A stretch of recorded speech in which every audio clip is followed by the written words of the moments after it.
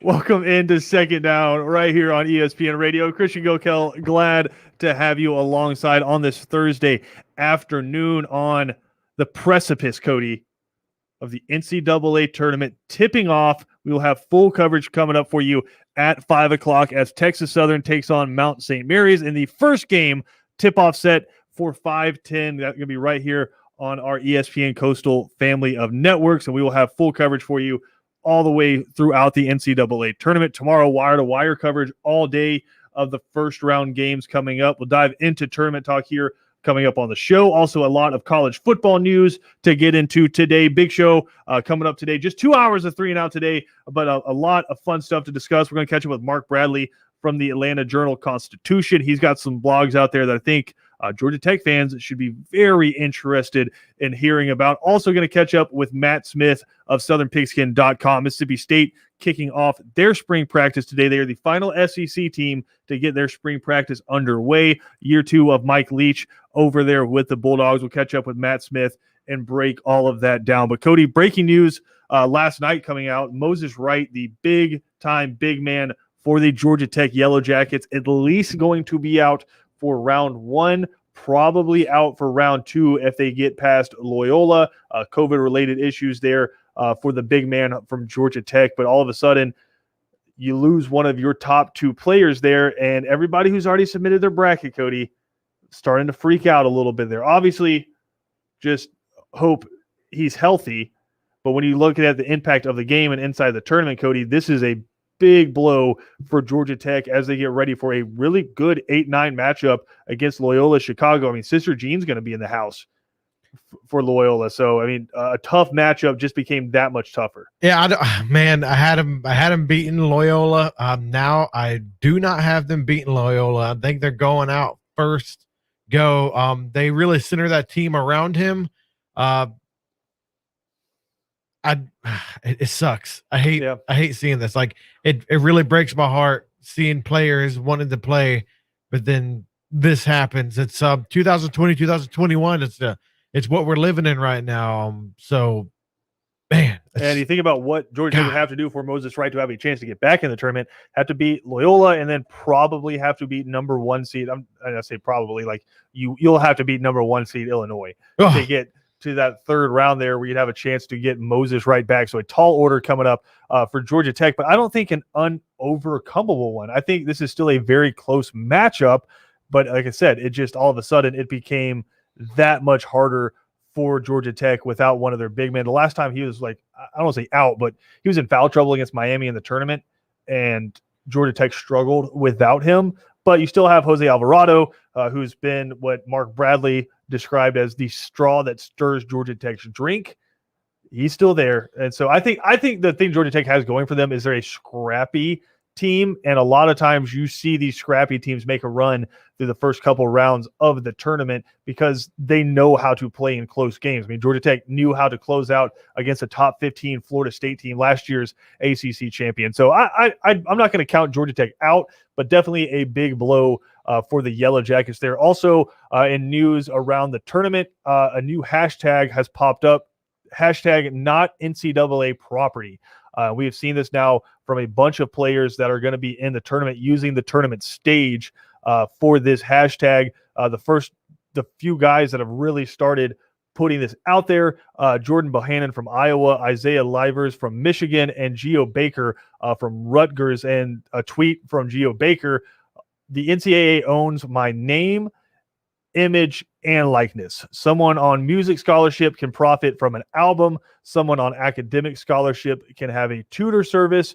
For people who say an athletic scholarship is enough, anything less than equal is never enough. I am hashtag not NCAA property. So really, Cody, using their platform here at the NCAA tournament to further a cause that a lot of people have been pushing for, which is name, image, likeness rights for players. Players should be able to go out there, earn money based off of their name, based off of appearances on social media, in-person stuff, right? They should be able to have their likeness appear in video games, in YouTube videos, right? They should be able to basically profit off of themselves, just like he mentioned. If you're on a band kid on scholarship, you can go out and you can give music lessons, right? You can, like you said, create music and sell the music and earn money that way, right? Football players can't do that. And so basketball players can't do that. Softball players can't do that, right? Swimmers can't do that. Because you're an athlete and you sign on to play sports in the NCAA and you sign on for one of these scholarships, you cannot earn money off of yourself. He's not saying we want to be paid to play the sport. All he is saying is we want the ability to go out and earn money for this. And just to clarify, none of them have indicated at all that they're going to boycott any games. They're just using now the platform of the NCAA tournament, which the NCAA uses to make a lot of money every year. They're using that same platform that they're playing in, that the NCAA is earning money off of, to further the cause that is in front of a lot of state legislators right now. They've kind of put out, I don't want to say a list of demands, but things they want to see happen. They want to schedule a meeting with Mark Emmert, the president of the NCAA. They want to push through some of the bills that are already on legislative tables right now. But I think a hashtag that I think pretty much a consensus in the office for the most part, right? We believe that players should be able to earn money off of their face. Oh yeah, 110%. So you get these. I'm going to use Twitch and game streaming off the back. A lot of them do it. I watch a guy named Stone Mountain. Stone Mountain gets, man, from 10,000 and stuff like that. And I see some of these kids getting almost as much as Stone Mountain does, 6,000 to 10,000 views for gaming. Zero money they make from it. Zero money they make from it because they can't use their image and likeness and name for it at all. So that alone, you know what I mean? Like stuff like that, social media, for Instagram, for people you who get don't millions know, of right? followers. YouTube, I think once you hit 10,000 followers, you can start getting paid from YouTube. You start getting monetized because they put advertisements on your page and they start sending you a percentage of the advertising revenue that they're receiving from your page because you're bringing money into YouTube for them. So they're going to start paying you back. There are people who make a fortune just off of the number of views they get on YouTube, right? Mr. Beast is worth like $20 million making YouTube videos. I'm not a huge YouTuber. Like, you know, all these guys. I know them all, yeah. I don't really know all these guys, but I know that you can make money off of doing it. And I forget the guy's name, but there's a kicker, it might have been a punter a few years back who he had his own YouTube channel and he did a lot of stuff about kicking and punting where he's hitting trick shots and stuff like that. And he wanted to monetize that because YouTube, he was getting enough views and enough follows on YouTube to where he could start making money off of it. And eventually, I believe he gave up his scholarship and he became ineligible so he could keep earning money. I got it right here. A UCF kicker, Donald Delahaye, gave up his scholarship and did YouTube. Yes. Yeah. So he was earning money. He realized he had a following. And so he said, okay, if I can't play football anymore, I'm going to keep trying to see where this can take me. Then I think he did have a couple of tryouts, but for the most part, he is making his money off of YouTube now, and he's doing still pretty well off of that. But I have zero issue with allowing the players to go out there and earn money off of their name, image, and likeness. And it's something that's in front of a lot of desks. I think where it's going to get real murky real fast is you're going to have states passing laws. I think there are already states that have passed laws or threatening to pass laws where they're saying it's illegal to not allow a player to do this. And then you're going to have the NCAA saying they're not allowed to do this. So you're going to have conflicting governance with these kids while they're in school, and they're not going to know what to do. And I think for the most part, until it gets pushed through the NCAA, they're not going to do it. But I think cool seeing these guys use their platform to do this. And again, staying focused on the team, saying we're not boycotting any games, but we're just, while we're here, we want you to hear us loud and clear. We believe this is something that should happen. And I mean, just talking to Kevin before the show, he's like, I think some of these kids might be in for a rude awakening that maybe the name, image, and likeness stuff isn't going to pay them as much as they think. My point would be, and I'm not saying Kevin's against it, I think he's very much for it. My point is, give them the chance to learn that. Give them a chance to learn that maybe their name, image, and likeness isn't worth as much as they think. But if they can earn $50 here, $100 there, $200 there, bigger schools, $1,000 at a time for appearances, for YouTube, for whatever, I think that's perfectly fine. So I'm looking up right now. The kicker we were just talking about has got 3.28 million followers on YouTube. He's averaging about, let's say, 2 million views per video. That's nuts. That's a lot of money, dude. That's nuts. a lot of money. And if he was still playing college football and stuff like that, he'd make 0% of the hard work. Like, dude, making YouTube videos, you bust your butt. He would have had to deactivate his YouTube account or transfer it to somebody else. Exactly. And insane because you get around like 18 cents per view once you get like monetized. Dude, that's a lot of money where they're saying you can't do it because it's you. And you want to talk about where it gets real murky is let's say University X is a Power 5 football university, right? Consistently in the top 10, have a ton of great players on their team, instantly recognizable players that are consistently All-Americans, former 5 stars. A lot of people know them, right? Let's say University X has their own YouTube, has their own Facebook, and they're putting the workout videos of their players up there, right? They're putting the highlights of their players up there. They're getting views on YouTube. YouTube's putting ads on their platforms. University's probably pulling some cash from YouTube there as well. So I have no problem with the schools making money from YouTube, Facebook, wherever they can monetize that stuff for. But I think at the same time, you need to allow the players the same rights to go out there and earn the money. And again, nowhere in this are the players asking for the schools to come out of pocket and pay them for their services.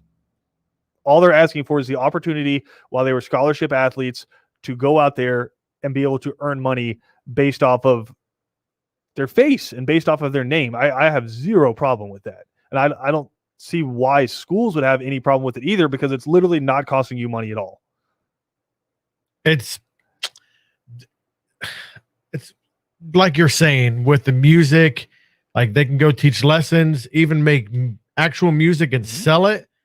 But these people, if you're on an academic scholarship, you can tutor on the side and make money. Yep, but you can't go to a speaking engagement and make money off yourself. You can't go to the local car dealership in your hometown and say, "Hey, I'm so and so. Come to my to this local car dealership." Or even like training camps. Here's $500. You know, like training camps. These guys know how to play some football. So say if they do like a youth training camp, charge like $50 a kid, you know, blah blah blah.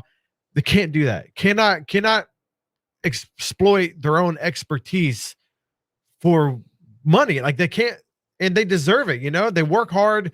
These student athletes, dude, they are some of the hardest workers in the United States. Like, dude, they are hard workers. Like the camp stuff side of it is they're just saying like, you guys are making so much money off of our faces. Yeah. Right. Like if you watch the promotions for the tournament that's coming up, it's nothing but guys that are playing this year. And it's those are the commercials that you have seen plastered everywhere, are these students who can't make any money off of their name, image, and likeness, making money off of their name, image, and likenesses for the NCAA. Right. That's where they're saying this is where it's inequitable. And I think it's a very easy middle ground, because the argument for the longest time was these schools make so much money, they have to pay the players. The school's argument counter to that was we pay them in a scholarship, which can be, by the time you walk out of certain universities, close to $400,000 worth of scholarship money, housing, food, all of that, maybe even more than that, maybe close to $500,000 worth of scholarship, right, at certain schools.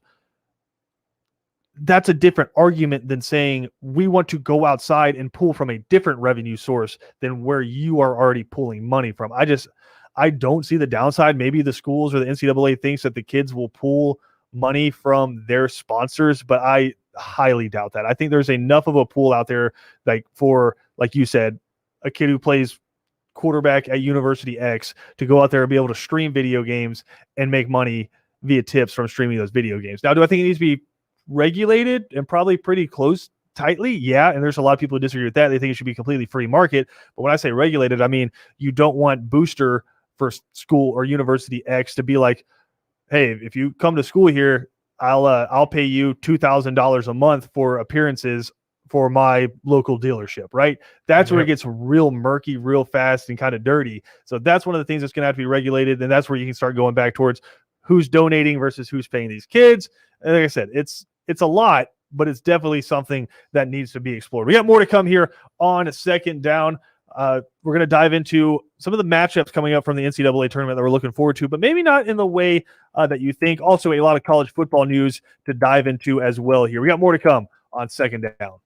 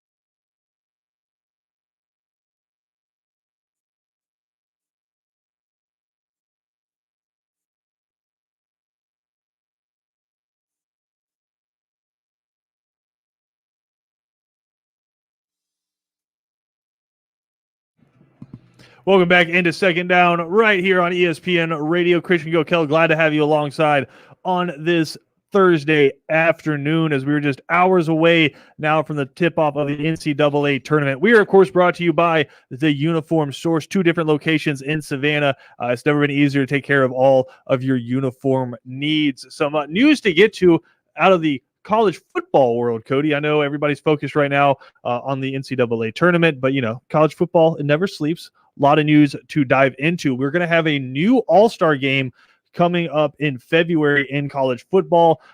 From the Black College Sports Hall of Fame comes the HBCU Legacy Bowl that will debut in February of 2022. It's kind of spearheaded by co-founder there, Doug Williams, who's also a member of that Hall of Fame, Super Bowl champion quarterback there. So really excited about that. It's going to be a bowl game that's going to showcase the all-stars from historically black colleges and universities. So I think this, Cody, a really cool opportunity for a lot of really talented players to get out there and showcase their skills, and they'll also be allowed to compete in other all-star games as well. So just guys who are typically at the FCS or D2 level of football and don't get the same kind of showcases as some of these FBS Power 5 schools, now with the opportunity a couple of times on national TV. It's going to be aired on NFL Network. Now a couple of times for them to be in front of NFL scouts and try to take that step to the next level. We're big supporters of HBCUs. More football. I mean, we're kind of skewed towards Savannah State, but, more football. We love our Tigers. Well, my brother went to FAMU. More football. That's all. You know what I mean? And the history behind these schools is amazing. But man, more football, guys. Come on. Yeah, it's like you're never gonna be like, hey, we created a football game. We're gonna be like, oh, it's bad news. Yeah, exactly. Bad news. We can't, more college football. I'm excited. And it's gonna actually be played at Tulane's Ullman Stadium. Cool, yeah. And like I said, aired on the NFL Network, co-founder there, Doug Williams. So I think it's really exciting. Anytime you can have an extra college football game, we're here for it. Yep. You have an extra college football all-star game, lit. Let's get after it. So I'm excited about that one. Again, coming up February of 2022. Also in college football news, really just in the world of college athletics, F. King Alexander was the president at LSU back in 2013 when a lot of this Les Miles stuff, I won't say started breaking, but was happening. Of course, the scandal around him and some inappropriate behavior with female students, where he was eventually said to have not been allowed to interact with female students, which when you get to the point with an employee when they're not allowed to interact with certain people of the opposite sex, maybe it's time for that employee not to be there anymore. But that being said, this has all come out through a couple of internal investigations now at LSU. Well, F. King Alexander was the president at LSU. He is currently the president at Oregon State, but the Oregon State Board of Trustees voted 12-2 on Wednesday to place F. King Alexander on probation through June 1st as a direct result of his involvement in the Les Miles case at LSU. And they said they're going to determine some of the findings from the latest report in which LSU can get better, see if those apply and need to be implemented at Oregon State. And they're also going to determine the fate of Mr. Alexander there at Oregon State. But placed on probation through June 1st as more and more ramifications start to come out. Of course, Les Miles no longer the head coach at Kansas, where he was the past couple of years. And so the ramifications starting to come out there from that case. In other college football news, yesterday, Georgia's Pro Day. We were watching that prior to our shows kicking off there, and some really impressive performances, some disappointing performances from some guys, I thought as well. But I mean, 2 guys that really stood out yesterday to me, Cody, Azeez Ojulari. He bulked up a little bit. I mean, a lot of people thought he was going to be around 240. He was pushing 250, 260 in his weight. And so I think a lot more NFL teams are going to be more comfortable lining him up at that 3-4 outside linebacker spot. Also ran a 4.6. So he bulked up and he was still able to move. Eric Stokes solidified that 4.2 speed time where he had been down at Brandon Marshall's combine that he had done down in Orlando. Like what? Ran the 4.2 down there, came back up in Georgia's complex, ran a 4.28 confirmed time in front of pro scouts yesterday. Dude, cooking. And then ran a 4.32 immediately after that. So yeah, he was showing out yesterday, had I think a 39 or 38 in vertical. And so he Yeah, he was a combine monster. Georgia's had a few of those. I mean, you think back to Boss Bailey in the early 2000s. Names Chris Conley, the wide receiver who played for the Jaguars for a long time, tore up the combine as well. But Eric Stokes really helping out his draft stock. One guy who kind of struggled yesterday, and we just don't know how healthy he is right now, is Richard LeCount. Yeah. Never saw him again, and after the motorcycle accident, after the Kentucky game where he had a great game, didn't see him again until the final play of the Peach Bowl, where he just got on for one play just because he wanted to play one more play in a Georgia uniform. He ran close to a 4.8 yesterday, which is just, you're not playing safety in the NFL if you run a 4.8. But again, we don't know what kind of shape he's in right now, still recovering from a lot of those injuries. And is this something where he can, if he gets a chance to get stronger, we'll see him get back to some of his speed? Because, man, I've seen Richard LeCount play now at Georgia for the past 3 seasons, and that's not 4.8 speed. Like, some of his closing abilities back there as a safety, his sideline to sideline ability, that's faster than 4.8. So I'm hoping it's just a bad day for Richard and those guys turn on his tape while he was at Georgia and see some of that playmaking ability, because for the most part, when you turned on Georgia's tape the last few years on defense, he's one of the 2 or 3 guys who really stood out on a defense full of 5 stars. I'm in agreement with actually Ben Troop. Ben Troop says the main thing you need is tape. Watch the tape first. Don't be worrying about the combine and stuff like that. But tape's going to show you what kind of player he is. And if you watch LeCount play in the SEC, one of the best defensive players in the SEC during his time, just watch it, dude. He's playing against the big dog. He's playing against first rounders have been drafted, against Alabama and stuff like that, and against Florida consistently every year. Dude, don't sleep on Richard LeCount because he ran a little slow. This guy can still hit. This guy can still cover. He's an amazing player. Whoever gets him in the draft, because he's going to slide, is going to get a steal of a player. Oh, I agree. And I think, again, just we don't know how healthy Richard is right now. But if you turn on the tape and really just go back to his last game that he really got to play in was Kentucky. 10 tackles, 3 pass breakups, I think, in that game that he saw how much Georgia missed him immediately following that when they had to play Florida, and they didn't have him back there in the secondary, and Kyle Trask just carved Georgia up all day. So maybe it hurts his positioning in the draft. Maybe you see him fall down boards. I mean, a lot of people had him projected as a late second, maybe mid 3rd round pick. Maybe you see him now fall to a 4th, 5th, 6th round pick. But I got him in 4th. I think so long as he gets on a roster and gets into a camp, teams are going to see how good of a safety he can be. Also in Georgia news, Kirby Smart was interviewed following Georgia's first spring practice, and he was asked about Georgia's offense, and he said far ahead of where we were last year, just after one practice, for them to start and be able to do things that we couldn't do until fall camp last year. And I think really referring to just getting quickly into formations, right?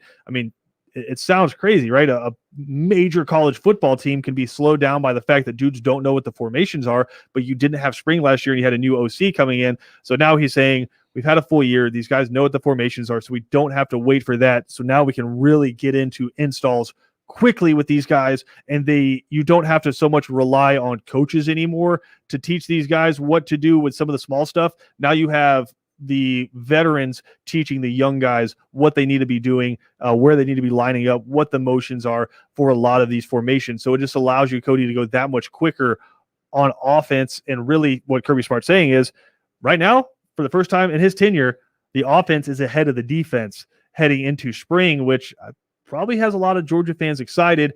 And he also said the one thing he's excited for about the defense is they get a chance. Yeah, they're young in the secondary, but they get a chance to go up against Georgia's wide receivers every day, which if you want to get better, go up against one of the better wide receiving cores in college football.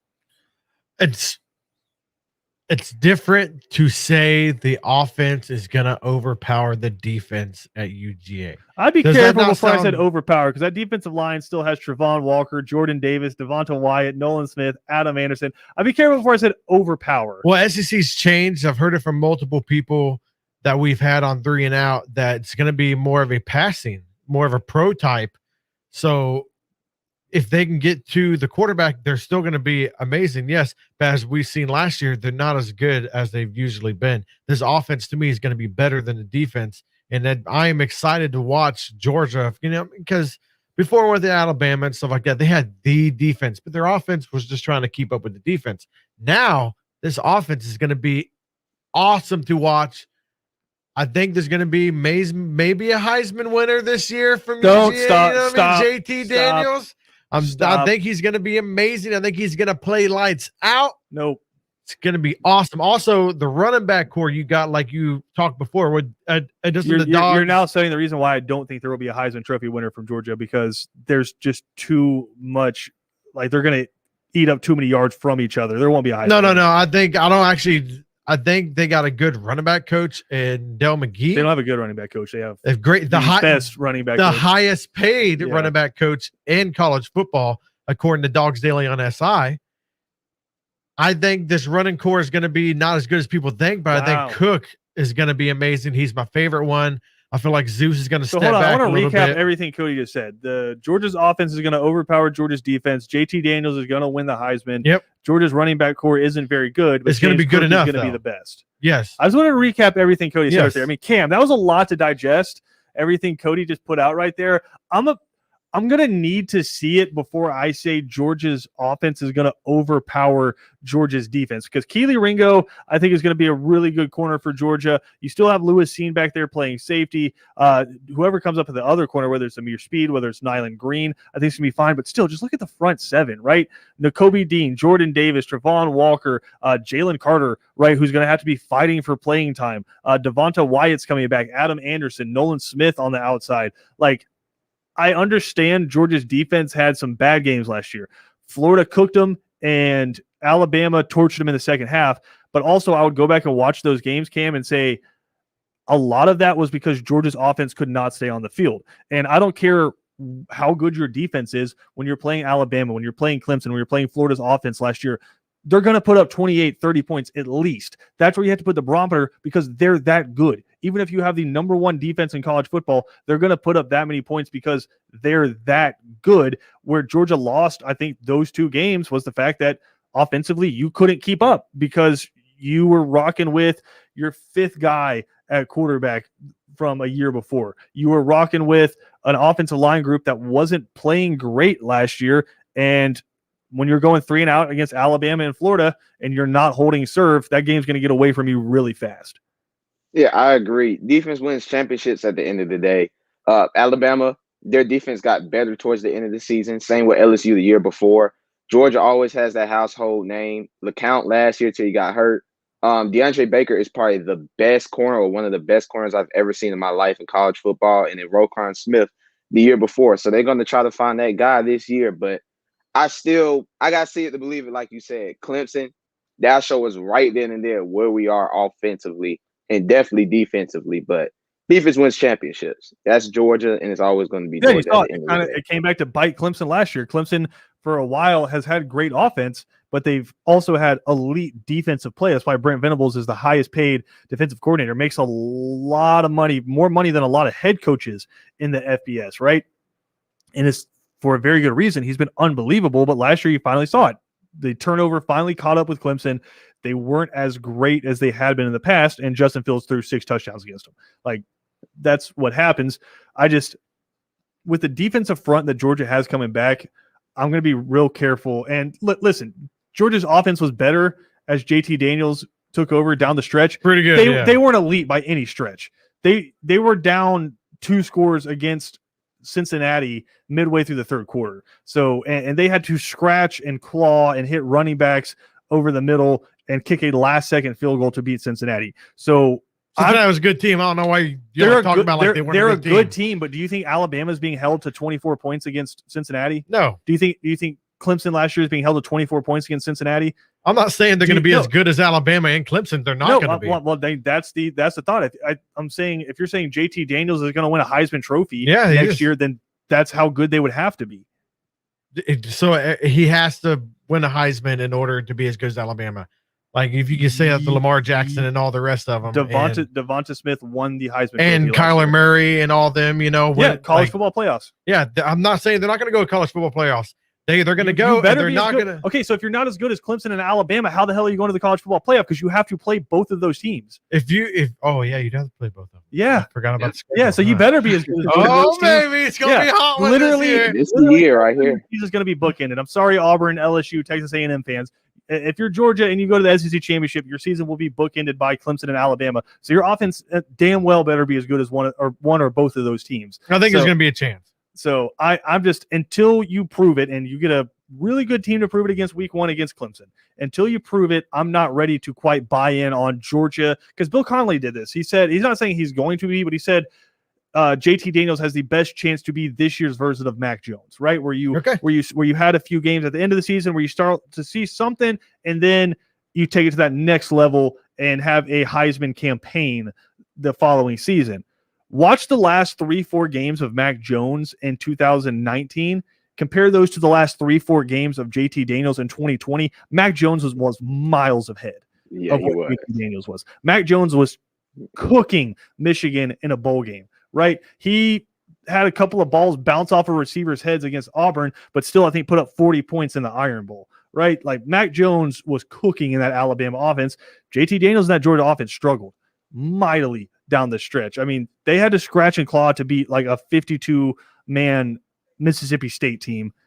And then they just ran through South Carolina, and they beat up a pretty beat-up Missouri team. Like, that was his record, was Mississippi State, South Carolina, Missouri, and then last-second 50-plus yard field goal to beat Cincinnati. So I understand he's a really good quarterback. He's a blue chipper. All the hype's around him. Georgia's got great receivers. Should have a bunch of really good offensive linemen, a stacked running back group, so good that their highest-rated running back in this class is now playing corner in spring, right? I'll believe it when I see it. That's where I'm at with Georgia's offense right now. We got more to come here on Second Down. We'll be right back after this.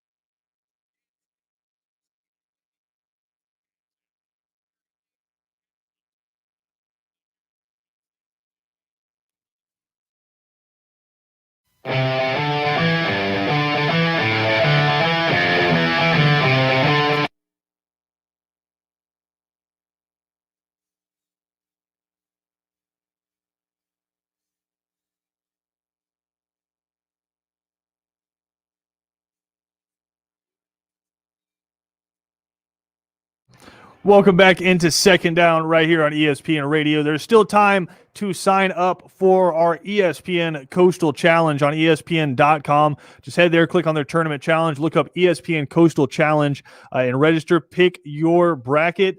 Pick the winner. Cody, you said you had what? Mount St. Mary's going all the way? No, Gonzaga going all the way. Cody's mic not on, so I'm just going to keep saying that it's Mount St. Mary's. Gonzaga going all the way, winning it, number 1 seed. About every 4 years. I don't need a breakdown. Every 4 years, number 1 seed wins. I'm going to do this. You can go to ESPN Coastal's Twitter. There's a link directly to our group as well. Join up. First prize will get a 55-inch 4K television, courtesy of our friends over there at Southern Honda Dealers. Also, second place prize is going to get a Budweiser grill, perfect for the barbecue season coming up from our friends over at Budweiser as well. So again, ESPN.com, look at the ESPN Coastal Challenge, pick your bracket, register, pick Mount St. Mary's to go all the way, or Loyola and Sister Don't Jean. Listen to them. Whatever you want to do, pick them to go all the way. First prize, going to get a 55-inch 4K television. Those are open until tomorrow. You still get to watch the games tonight, UCLA, Michigan State, right? You still have time. Can I ask you a question? I mean, I guess. Which number 1 seed's getting upset? First, because I think a few of them are getting upset. Like they're not all gonna get a chance to go. Which and play one has Natty. the best chance of getting upset first game? First game. Ooh, oh yeah. That's tough. Let me pull up my whole bracket here. Michigan. Yeah, that's what I have. I think it's Baylor. If it was football, I might roll with old App State over Gonzaga. But it's not. Yeah. Drexel is not beating Illinois. That's Cody. That's tough. It is, and then, it happens Mount quite St. a bit. Mary's over Michigan. Okay, that's not bad. Mount St. Mary's. You're riding hard for them. They're not even technically like in the tournament yet. They have to beat Texas Southern in the play-in game. But if they do, they'll have that game under their belt, and they'll be good to go. So, I mean, I think if there is 1 seed. But no, I think the team that probably has the best chance of losing first is probably Michigan. They have a tough second rounder, whether it's LSU or St. Bonaventure. And same, I'd say, with Illinois, because they're going to have to take on the winner of Loyola or Georgia Tech, and both of those are really good teams. So I'd say one of those two are probably the first team that has a chance to really be upset and get booted out of the tournament. But I want to ask you guys, because I always do this. I know we're in South Georgia, like just the heart of SEC country. I just always look at tournaments like this. I think, man, that'd be a really good college football game. And there's a lot of those in the first round. I mean, honestly, in the play-in games, Cam, I mean, tonight you have UCLA, Michigan State. That'd be a great college football game. That's at 9:57 tonight. You guys see any sticking out to you immediately? They jump off as great football games. I mean, you have Tennessee, Oregon State up there. How about Oklahoma State, Liberty? Do you think there'd be more points scored, Cam, in the basketball game tonight with Oklahoma State, or not tonight, in the first round with Oklahoma State, Liberty, or in the football game if they played between Oklahoma State and Liberty? I think it would be close. I think football. I give it football. Okay. Yeah, I give it football. Just because they don't play any defense, neither team in football. No, zero defense. Basketball, they play a little defense. Oklahoma State might have the number 1 overall pick on their basketball team, but I mean, that football game would be like 55-53, something nuts like that. Anything sticking out to you, Cody? Yes, North Carolina, Wisconsin. That'd be a great game. Great game. I would love to see that. Get some solid, hard-nosed defense from the Badgers versus Sam Howell and the boys up there. Yeah. That'd be lit. I mean, you have Florida taking on Virginia Tech. That's a good one. Yeah, but you got Oklahoma, Missouri too. I think Oklahoma might. It would house them, but still, it'd be fun to watch. 6 touchdowns, maybe 7 touchdowns scored against Missouri. And then Michigan's definitely getting upset by Texas Southern. I have an upset that's going to happen. Oh, like actual basketball, like while we're not over here just like pretending about college football matchups?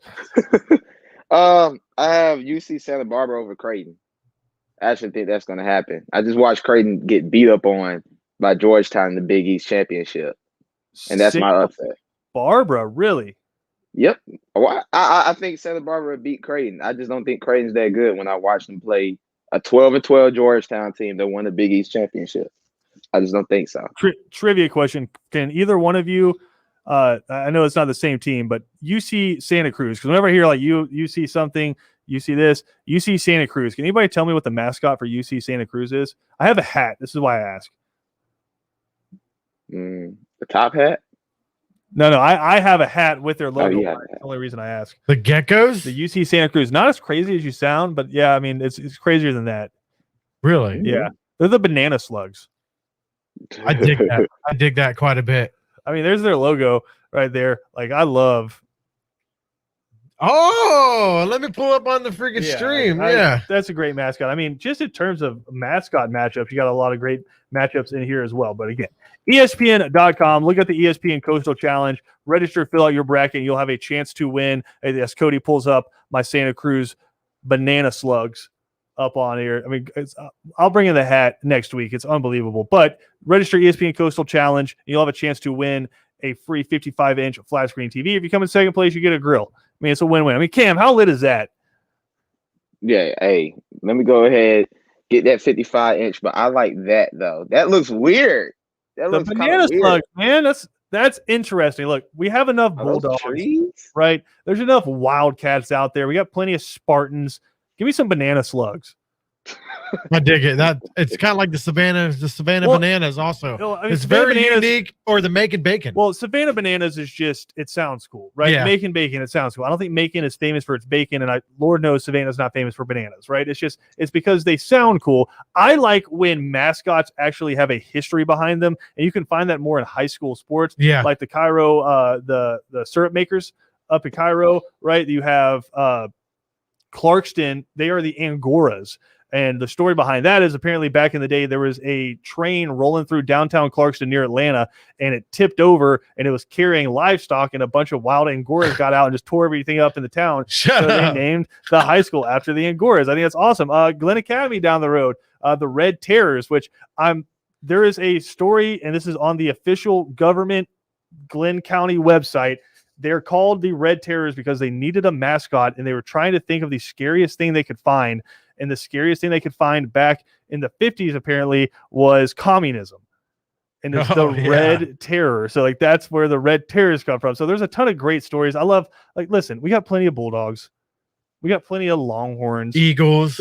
There's so many Eagles, so many Wildcats. If you're creating a high school or you're creating a university, look up some history to your town and find something cool and make that your mascot. I think the more ingenious you can get with it, the better. I mean, I don't know about you, Cody, but how many Blue Devils have you actually seen in North Carolina or the Carolinas? A billion, probably. You've actually seen Blue Devils? You've actually seen a Blue Devil? No, not at all. So there you go. Drinking some of the Carolina Shine, maybe. Yeah, that's when you'll see it. We got more to come. Final segment on Second Down coming up next.